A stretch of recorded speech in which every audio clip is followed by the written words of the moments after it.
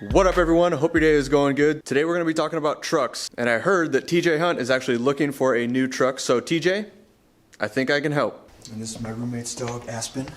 No, you can't go with me.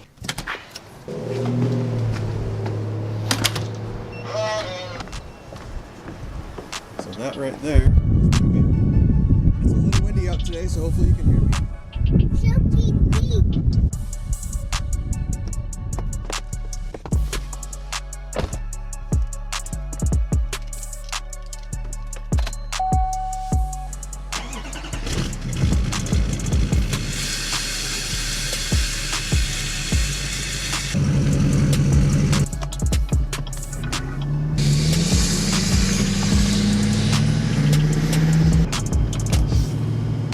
Don't mind the nice crack in the windshield here or the chip there. Yeah. So I do want to start off by saying I'm not trying to bash on any particular brand, whether it be Dodge or Ford. I'm a Chevy guy, but I do appreciate all three brands. I've been a Chevy and GMC fan my entire life, so that's why I personally chose this truck. If I didn't get the Duramax, I would have gotten a Cummins. Now I realize I'll probably get a lot of hate for making this video and telling TJ what truck he should buy or anything like that. I don't really want to tell him what truck he should buy. I just want to give him a little bit more info, and anyone else out there that's looking to buy a new truck, to give them some insight and help them choose what truck is right for you. First, I want to give you some context though. I've been around trucks most of my life, although I've never owned a diesel until this truck. I bought this brand new in November of 2015. I worked at an AutoNation store in Seattle, Washington, and I ordered it through one of our GMC sister stores in Colorado. I flew down from Seattle to Colorado and drove it back 1,600 miles in basically just a weekend. Now, my intent with the truck and the build process was definitely not to be a show truck of any kind. I did want it to look good, but the biggest thing I looked for was quality and functionality when I was putting parts on the truck. I built it specifically for doing road trips and long sled trips where we go on 1-2 weeks, going from Washington over to Idaho or up to Canada. I've had this truck all over the West Coast basically. So now that I've had about 2.5 years and almost 54,000 miles on the truck now, I can still say that I absolutely love this truck to death. I will probably honestly have this truck for well over 100, maybe even 200,000 miles. Now, I do have a lot of friends that have both the Ford and the Ram trucks, and there's obviously pros and cons to all three brands. First thing we'll talk about is the difference between a 2500 and a 3500 truck. On the Chevy and GMCs, there really isn't a big difference between them. It's basically just overload springs in the rear, the cost that you pay up front due to the 2500s being a little bit more popular. Typically, those actually are a little bit more expensive. At least that's the way it was up here in Washington and as well as Colorado when I bought it down there, and that's how they explained it to me, as the 3500s are sometimes a little bit less expensive, maybe $1,000 to $2,000 sometimes. The other thing on the Chevy and GMCs is that the 3500s don't have tire pressure sensors. Now, some people see that as a downside or a negative. I really don't, because I typically check my tire pressures on a regular basis.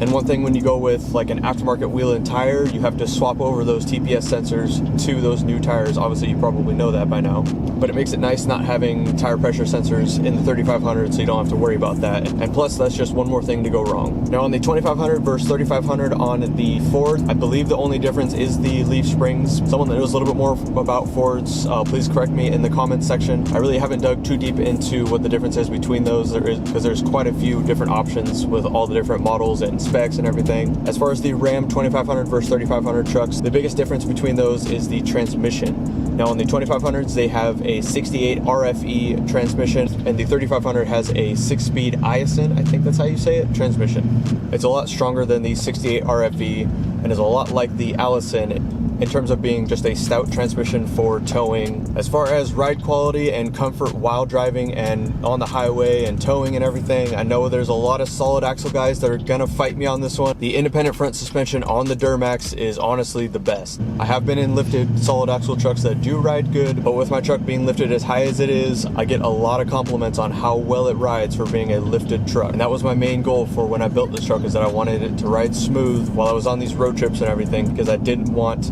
that just harshness of the solid axle trucks on the Ford and the Ram. As far as interiors go, all three trucks have fantastic interiors now. I would show you the interior on my truck because they really haven't changed them from 16, 17, and 18, but the inside of my truck is a absolute mess right now.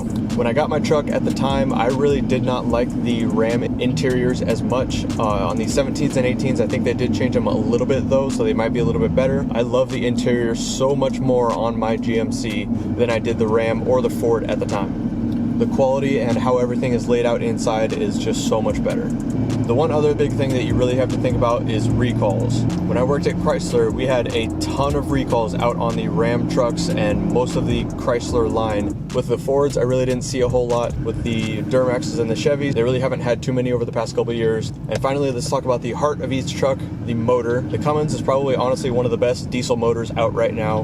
Reason being, it's just a very reliable, very powerful, very good all-around motor. And towing, you really can't beat it. It's definitely one of the best. And if you ever decided to modify your truck, which in California, obviously you probably can't do too much to them, you'd be able to get a lot of power out of that motor. Now, one thing I actually didn't realize until I looked it up and actually spec'd one out is that the Cummins actually has two different power levels. Now, the deciding factor on there is the transmission. With the Aisin 6-speed transmission, you get 385 horsepower and 930 foot-pounds of torque. With the 68 RFE transmission in the 2500, you get 370 horsepower and 800 foot-pounds of torque.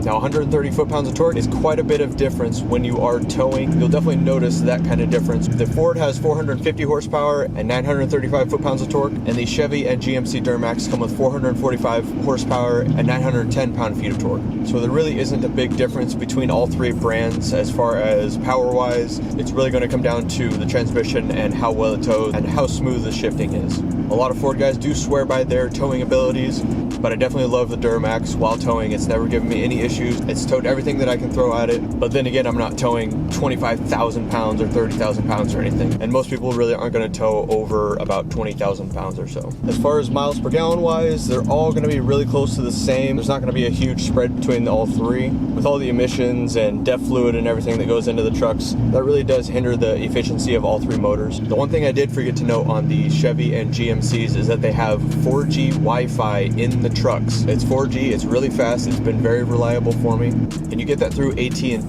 It's $20 a month, it's unlimited, and a lot of times when I'm on these road trips, sometimes my phone won't have reception, so I turn the Wi-Fi on, so that's why I keep it on the Wi-Fi connection so that I almost always have internet, which I know you can benefit from since you upload videos to YouTube. How can you not get that in this day and age? As far as issues with all three motors, I don't think there's been anything major with all three, mostly the little electrical stuff here and there. Now obviously with the Duramax being a brand new motor, it's only 2 years into it, so by 2019, if you do decide to wait till then, I kind of doubt it'll change a whole lot by then, but it might have little updates here and there to improve reliability and whatnot.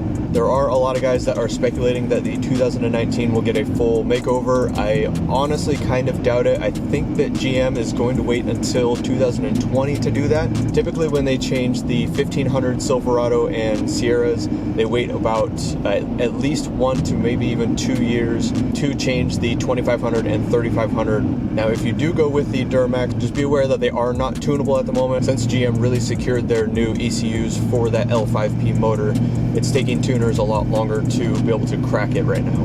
Now I did see a couple days ago that a company did actually crack the code on an ECU using 19 graphics cards to do so. So similar to like a crypto mining rig. It's really cool to see that level of dedication to cracking the ECU on one of these motors. But eventually tuning will be available for it, and I'm honestly kind of excited to see what the power levels will be like once they do start really pushing these motors. Now I believe that the Ford and the Cummins are pretty readily and easily available to tune and put delete kits and everything on it. I really don't think you'll have an issue there if you decide to go with one of those. But also being in California, I don't think that tuning companies are even legally able to send you tuning software. But someone in the comments correct me if I'm wrong on that. So just to see if I can't sway your decision, I'll do some exterior shots of the truck.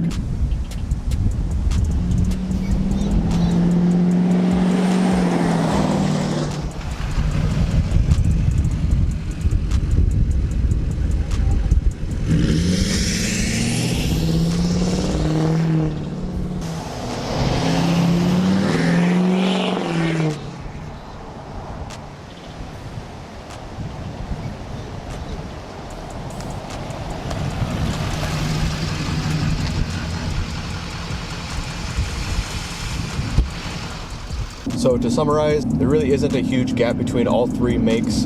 in terms of comfort and towing and interior. The industry has been pushed so high in terms of quality and towing and everything that it really just comes down to your preference between the three. Obviously, I would love to see you get a Duramax. I love everything about them. A lot of people say that they are hard to work on, and I tend to agree in some aspects, but mostly it's actually not that bad to work on them. The Ford is probably the hardest to work on. I've done basically all the modifications to the truck myself, along with the help of another friend when we did the lift kit install. Price-wise, the Ford is probably going to be the most expensive, along with the Denali being the second. But obviously, if you get a fully spec'd out Ford, they can go upwards of $90,000 to $100,000 before tax, which is insane for a truck. But with all the different features and everything on them, is it worth it? That's up to you. There is an equivalent to the Denali. It's called the High Country. It's very, very similar to the Denali, other than the coloring of the lighting on the interior, as well as the wood style paneling on the door and the center console. Other than that, they are basically the same except for the exterior.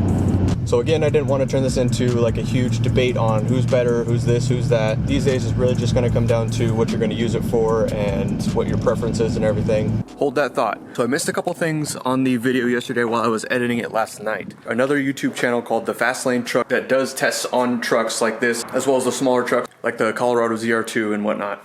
It's called the IKE Gauntlet Toughest Truck. I know those are a year old, but for the 2017 and 18 trucks, they really didn't change a whole lot for all three brands. Now in that test, they did use the dually for each brand, and they towed, I think it was 23,000 pounds for just the toughest test they could basically put at them, and went up a 7% grade, and then also went down that hill to test control. Now I won't give away too much in that test, but they did come up with that the Chevy did win that. It wasn't by a huge margin, but it did win. So if that means anything to anyone, go check that video out. A few other things that I did miss yesterday is that that all three trucks do have tow haul mode, obviously, as well as they all three have exhaust brakes, which is a big help, especially when you're going downhill. So when you go from a gas vehicle that doesn't have tow haul mode or anything like that, and you go to a full-size diesel that has tow haul mode and an exhaust brake going downhill pulling a load, you're going to notice a huge difference, no matter what brand you have.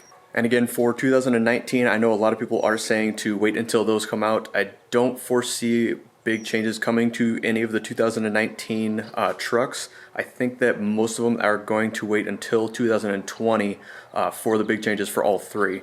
Power-wise, they probably won't have a whole lot more, but looks-wise, I think all three may change. I know there's a couple spy shots of each truck floating around the internet, and I'll post a couple here. But if you were to wait for a new model truck, that would be the one you would want to wait for. Or just wait until the 2019 does release and you can get pretty big rebates on the 2018 models. Anyway guys, I know I didn't cover as much as I should have or all the little details of each individual trucks and the differences between all three, but you get the gist of it. All three are very good trucks. You really can't go wrong with any of them. I prefer the Chevy, so that's what I went with. That is where I'm going to end today's video though, so I want to thank you guys for watching and we'll see you next time. Thanks.